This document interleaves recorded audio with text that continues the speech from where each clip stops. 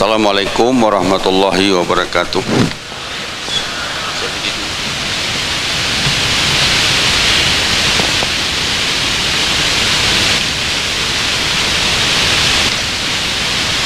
Alhamdulillah wassalatu wassalamu ala rasulillah wa ala alihi wa sahbihi wa man wala.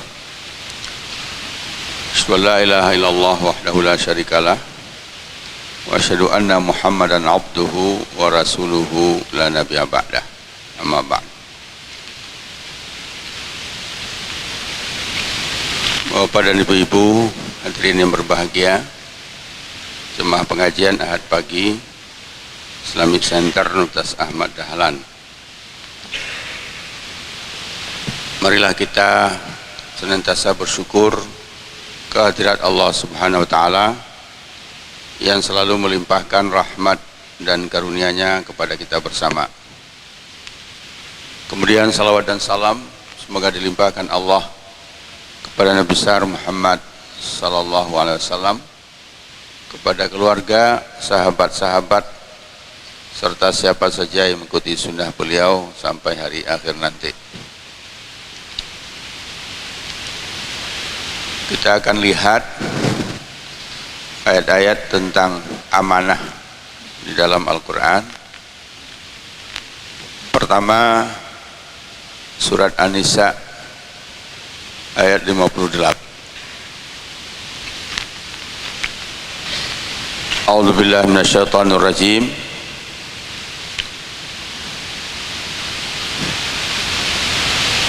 Innallaha ya'murukum an tu'addul amanati ila ahliha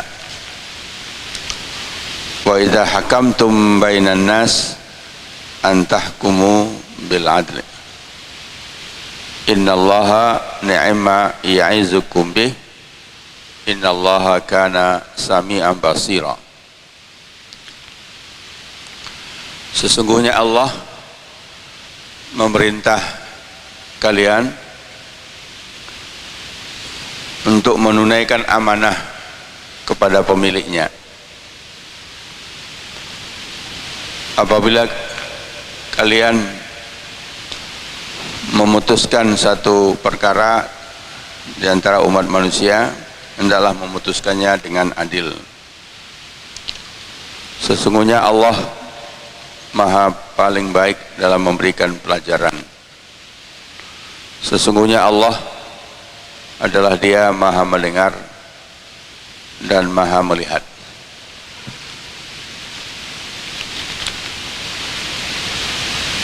Amanah di dalam ayat ini berarti raddul wadi'ah ila sahibiha, mengembalikan titipan kepada pemiliknya. Ini merupakan pengertian awal dari amanah. Titipan, ya, mengembalikan titipan. Raddul wadi'ah ila sahibiha. Oleh sebab itu Rasulullah sallallahu alaihi wasallam waktu di Mekah sejak muda sudah digelari dengan Muhammad Al-Amin, orang yang amanah. Kenapa beliau digelari dengan Al-Amin? Karena orang-orang Mekah suka menitipkan barang-barang berharga kepada Nabi kalau mereka pergi keluar kota, dan barang itu akan terpelihara dengan baik.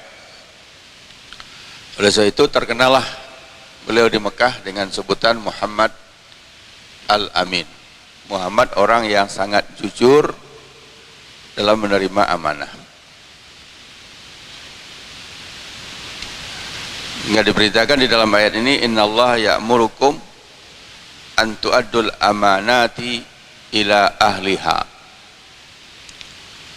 Sesungguhnya Allah memerintahkan kepada kalian untuk menunaikan amanah, menyerahkan amanah kembali kepada pemiliknya.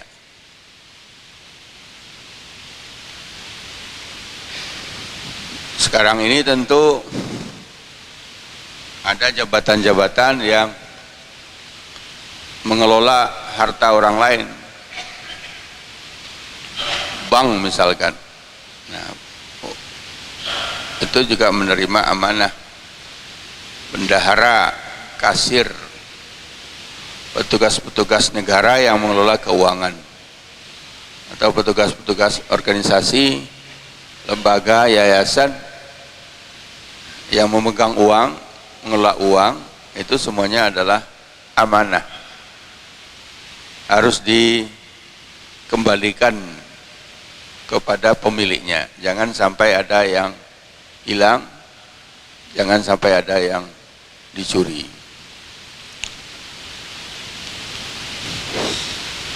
Kemudian kita lihat lagi ayat amanah yang lain, surat Al-Ahzab ayat 72. Surat Al-Ahzab ayat 72. Inna aradnal amanata, sesungguhnya kami telah tawarkan amanah, alas samawati wal ardi wal jibal, kepada langit, bumi dan gunung-gunung, untuk memikulnya. Jadi ini gaya bahasa Al-Quran, di sini gaya metaforis. Ya. Fa'abaina ayyahmilnaha, semuanya makhluk yang besar-besar itu, langit,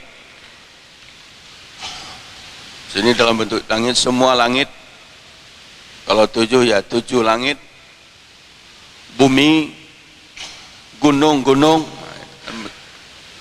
itu semuanya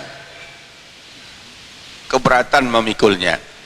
Fa'abaina ayyahmilnaha, semuanya keberatan memikul. Kenapa? Wa asfaqna minha, karena merasa berat. Lalu siapa yang berani memikul amanah itu? Manusia. Wa hamalahal insan, manusialah yang memikulnya. Nah, kalau kemudian amanah itu tidak dijalankan dengan baik oleh manusia, maka Allah mengatakan di sini innahu kana zaluman jahula, maka manusia itu sangat zalim dan sangat bodoh. Jadi amanah di sini artinya amanah taklif, ya. Amanah taklif, tugas. Kallafa yukallifu taklif, orangnya disebut mukallaf, penugasan taklif. Sehingga amanah yang dimaksud dalam ayat ini adalah amanah taklif, tugas yang diberikan kepada kita. Tugas-tugas yang diserahkan kepada kita itu harus dijalankan dengan sebaik-baiknya.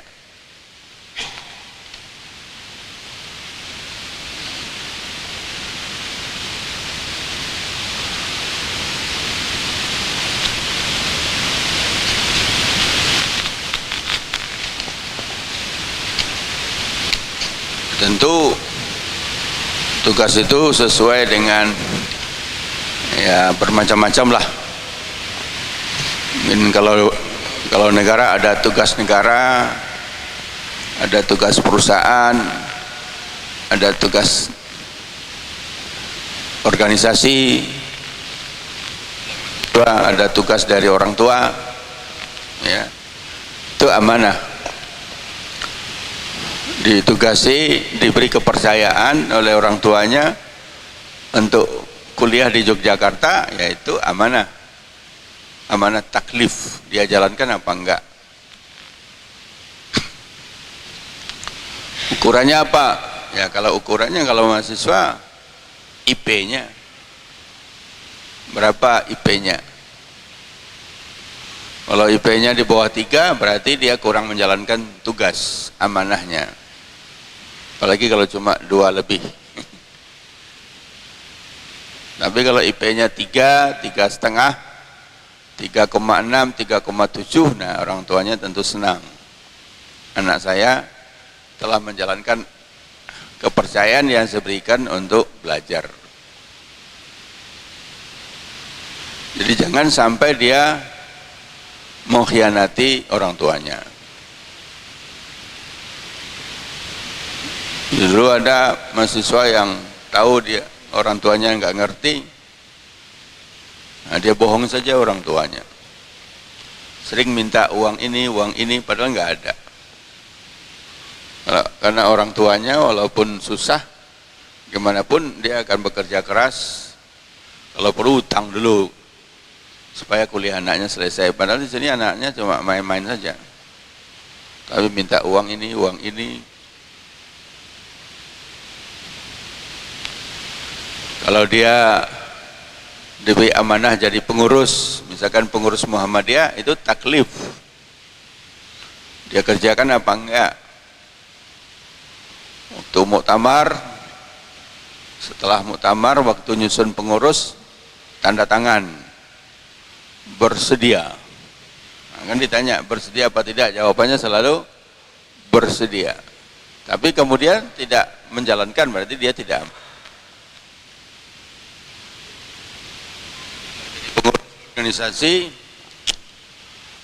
aktif tidak aktifnya itu ukuran pertamanya datang rapat apa enggak. Jadi kalau ada rapat sekali seminggu, ya dia harus datang rapat. Kalau rapat saja nggak mau datang, bagaimana bisa dikatakan dia aktif? Nah, kalau dia tidak datang rapat, tidak ikut kegiatan, tapi padahal dia sudah menyatakan bersedia, udah ikut dilantik misalkan, berarti dia telah mengabaikan amanah. Al-Quran mengatakan, innahu kana zaluman jahula. Sungguh sangat zalim dan sangat bodoh. Jadi sekarang sudah ada 2 pengertian dari amanah, ya. Pertama, memelihara titipan dan mengembalikannya seperti semula.